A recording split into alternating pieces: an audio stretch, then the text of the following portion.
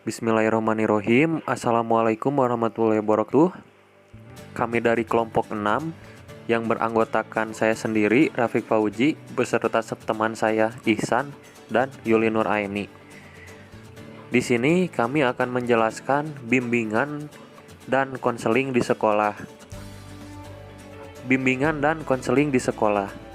Dasar pemikiran penyelenggaraan bimbingan dan konseling di sekolah atau madrasah bukan semata-mata terletak pada ada atau tidak adanya landasan hukum atau ketentuan tertentu.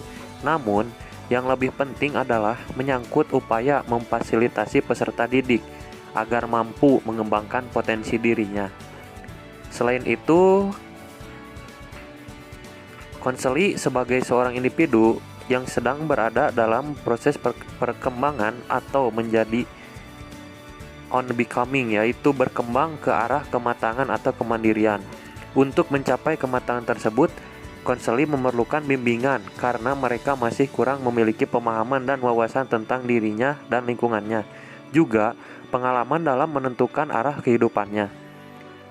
Di samping itu, terdapat suatu keniscayaan bahwa proses perkembangan konseli tidak selalu begitu mulus. Bimbingan dan konseling di sekolah. Penanganan siswa bermasalah melalui pendekatan disiplin merujuk pada aturan dan ketentuan yang berlaku di sekolah beserta sanksinya. Sebagai salah satu komponen organisasi sekolah, aturan atau tata tertib siswa beserta sanksinya memang perlu ditegakkan untuk mencegah sekaligus mengatasi terjadinya berbagai penyimpangan perilaku siswa. Kendati demikian, harus diingat bahwa sekolah bukan lembaga hukum yang harus mengobrol sanksi kepada siswa. Sebagai lembaga pendidikan, justru kepentingan utamanya adalah bagaimana berusaha menyembuhkan segala penyimpangan perilaku yang terjadi pada para siswa. Lebih jauh, meski saat ini paradigma pelayanan bimbingan dan konseling lebih mengedepankan pelayanan yang bersifat pencegahan dan pengembangan, bimbingan dan konseling terhadap siswa bermasalah tetap masih menjadi perhatian. Dalam hal ini, perlu diingat bahwa tidak semua masalah harus ditangani oleh guru BK. Selanjutnya akan dilanjutkan oleh teman saya. Terima kasih. Baik, saya Ihsan. Izin melanjutkan. Di sini ada permasalahan umum anak dan remaja di sekolah, beserta solusinya.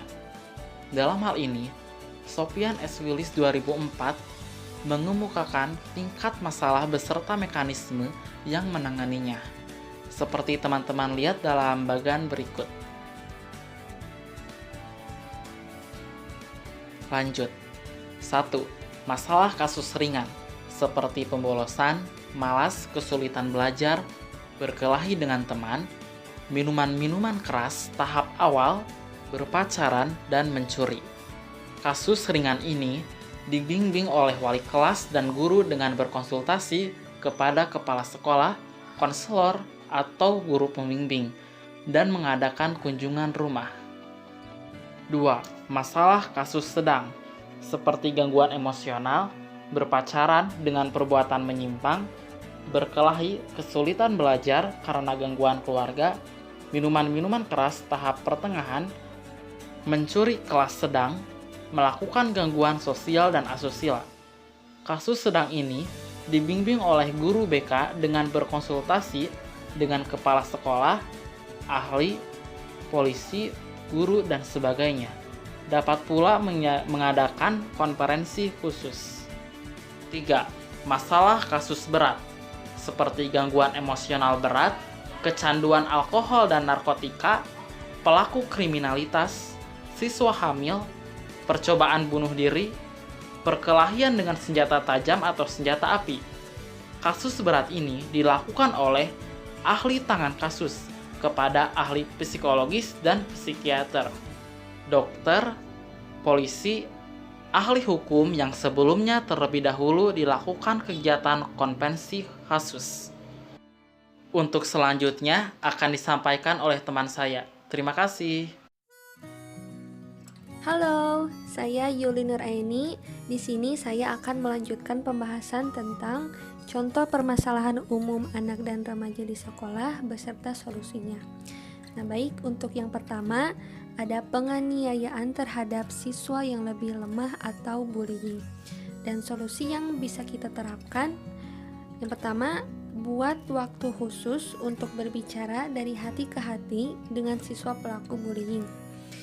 Selanjutnya, jangan memposisikan diri sebagai interrogator atau petugas keamanan dalam pembicaraan. Yang ketiga, tunjukkan perhatian kita untuk bisa mengetahui alasan apa yang melatar belakangi terjadinya tindakan bullying tersebut. Yang keempat, pahami bahwa tindakan bullying itu merupakan wujud ekspresi kemarahan tersembunyi dari suatu masalah yang sedang dihadapi pelaku, dan kita akan terus mencari tahu alasannya. Selanjutnya, katakan bahwa bullying atau perilaku agresif tidak akan pernah diizinkan di sekolah. Dan yang terakhir, katakan bahwa kita yakin kalau mereka dapat mengatasi masalah ini serta mampu belajar dari perbuatan buruk yang sudah ia lakukan. Dan yang kedua, ada siswa yang merusak properti sekolah, dan solusi yang bisa kita terapkan adalah tegaskan kepada para siswa bahwa semua bentuk pengerusakan tidak akan pernah bisa ditolerir. Selanjutnya, tegaskan bahwa setiap pengerusakan yang disengaja akan melahirkan konsekuensi berupa kewajiban mengganti benda yang rusak. Lalu, berilah motivasi kepada siswa untuk bisa menghargai benda milik sendiri dan orang lain.